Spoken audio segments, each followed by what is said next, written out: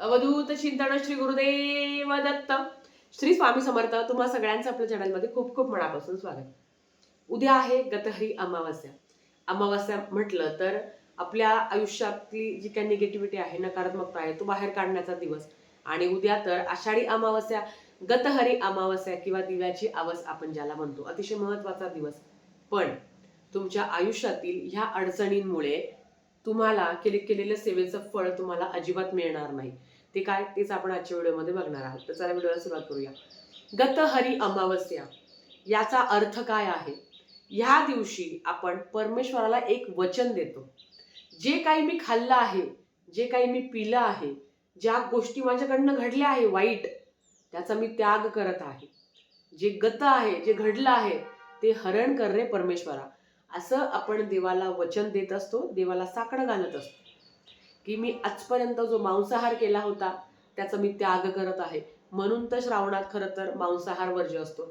किंवा माझ्याकडनं काही चुकीचं पिल्या गेलं आहे, त्याचा मी त्याग करत आहे, असं आपण परमेश्वराला वचन देत असतो. श्री गुरुदेव दत्त. तर ते वचन आपण जेव्हा देवाला देत असतो त्याच दिवशी मांसाहार करणं कितपत योग्य आहे बघा. कोणी किती खावं, कसं खावं, काय खावं, हा प्रत्येकाचा डेफिनेटली वैयक्तिक प्रश्न आहे.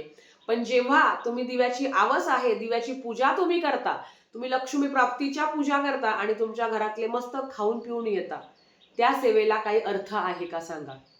मग तुम्ही इथे जीव तोडून जी सेवा करता त्याचं फळ तुम्हाला मिळेल का? कारण गतहरी तुम्ही ते परमेश्वराला सांगताय की देवा, माझ्या घरातील ज्या लोकांनी मांसाहार मद्यपान आतापर्यंत केला आहे ते हरण करणार आहे, ते आता बंद करणार आहे. आणि त्याच दिवशी तुमच्या घरातले सगळे खाऊन पिऊन येतात किंवा तुमच्या घरात मस्त पार्ट्या चालतात. गतहरी अमावस्या फक्त दिव्यांची पूजा करणं, दिवे ओवा म्हणजे दिवे स्वच्छ करून त्याची पूजा करणं नाही. हा दिवस लक्ष्मी प्राप्तीचा पण आहे. होय, आषाढी अमावस्येला लक्ष्मी प्राप्तीच्या ज्या कोणी सेवा करतं ना, त्यांच्या घरात अखंड लक्ष्मी प्राप्त होते. आता लक्ष्मी प्राप्तीची काय सेवा आहे ना, या संदर्भातला व्हिडिओ आपल्या चॅनलवर दिलेला आहे, नक्की तो बघा, म्हणजे तुम्हाला मदत होईल.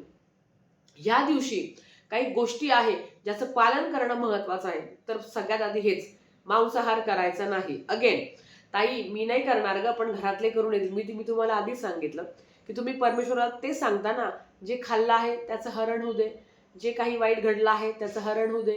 आणि तुम्ही देवाला सांगताय हरण होऊ दे, आणि देवा आणि त्याच दिवशी तुमच्या घरातच ते बनल्या जात आहे. मग ते कसं काय हरण होईल? असो, माझं काम आहे तुम्हाला सांगणं. कोणी किती पाळावं, कसं पाळावं, हा प्रत्येकाचा वैयक्तिक प्रश्न आहे. आणि ज्याने त्याने तो पाळावा. बाकी परमेश्वर आहेच आपल्या सोबत. त्याच्याच बरोबर गुरुचरित्र ग्रंथातील 36व्या अध्यायामध्ये हेच सांगितलं आहे. आपण महिनाभर बघा, आता तुम्ही काय मी काय पारायण करत असतो, पारायण चालू आहे आपलं, किंवा विष्णू सहस्त्रनामाचं पारायण म्हणजे पाठ चालू आहे, नित्यसेवा चालू आहे, काही ना काही कोणाची ना कोणाची संकल्पयुक्त सेवा चालू आहे. पण अमावस्येच्या दिवशी परान्न वर्ज्य आहे.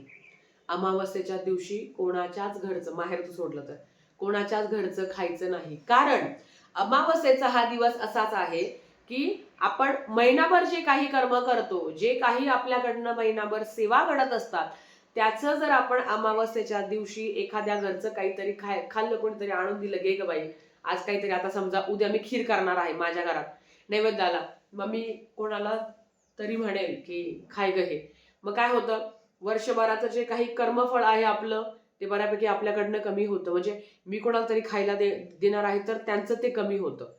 म्हणून शक्यतो अमावस्येला परान्न घेऊ नये, दुसऱ्यांचं घरचं अन्न खाऊ नये.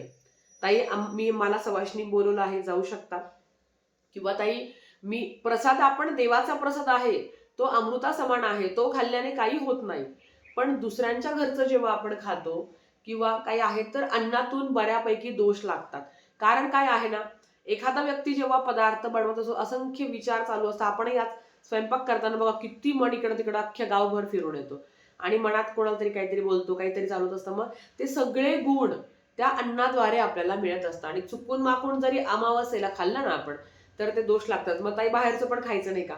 बघा, आपण जेव्हा बाहेरचं खात असतो, पैसे देऊन खात असतो आपण, पण एखाद्या मैत्रिणीकडे गेलो किंवा कोणीतरी काहीतरी डबा आणून दिला तर शक्यतो खाऊ नये असं म्हटलं गेलं आहे. आणि त्याच पद्धतीने बरेच लोक असे पाळतात की अमावस्येच्या दिवशी ना पांढरी मिठाई पण म्हणजे कोणाच्या घरची खाऊ नये. आपण आपली आपली खाऊ शकतो, पण कोणाच्या घरची पांढरी मिठाई खाऊ नये.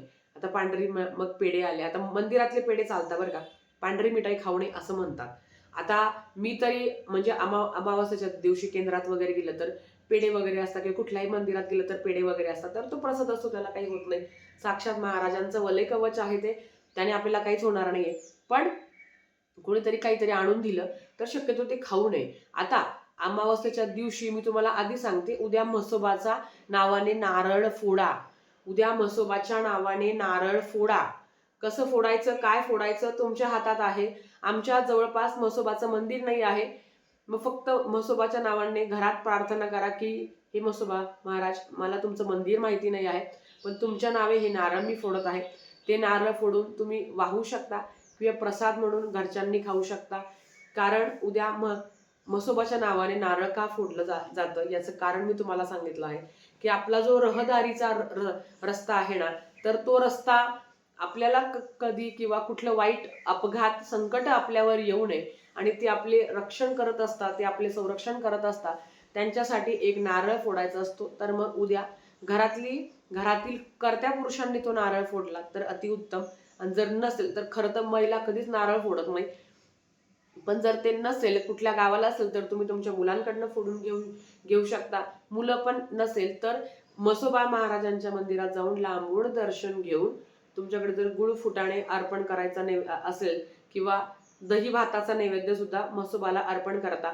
अख्ख्या महिनाभर केला नसेल तर उद्या तरी दही भाताचा नैवेद्य म्हसोबा महाराजांना अर्पण करा. अगदी जवळच्या जवळ तरी, लांब मंदिर आहे ना, इथल्या इथे मी मनातल्या मनात प्रार्थना करायची की हे म्हसोबा महाराज, मी इतक्या लांब तुमच्या दर्शनासाठी नैवेद्य घेऊन येऊ शकत नाही, इथेच मी तुम्हाला नैवेद्य अर्पण करत आहे, त्याचा तुम्ही स्वीकार करावा अशी प्रार्थना करून जवळपास कोणी दादा काका मामा असेल तर त्यांच्याकडनं नारळ फोडून घ्यावं आणि तो सगळ्यांनी प्रसाद म्हणून खाऊन घ्यावा.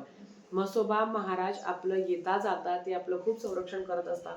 बऱ्याच मळ्यांमध्ये ज्यांच्या जमीन आहे ना, तिथे म्हसोबा महाराजांचं मंदिर असतं. मांडपान करतात दरवर्षी अमावस्येला, त्यांचा मांडपान केलाच जातो. खरं तर दर महिन्याला केला पाहिजे, पण आपल्याकडनं तेवढं होत नाही, पण वर्षाला तरी करा. तर उद्या ही सेवा मात्र तुम्ही दिवसभर कधी करू शकता, चुकवू नका. तर आजच्यासाठी फक्त इतकंच झालेली सेवा स्वामींच्या चरणी मी रुजू करते आणि आजचा व्हिडिओ इथेच थांबवते. आवडला असेल तर लाईक शेअर सबस्क्राईब करा. भेटूया परत अशाच एका नवीन व्हिडिओ सोबत. श्री स्वामी समर्थ.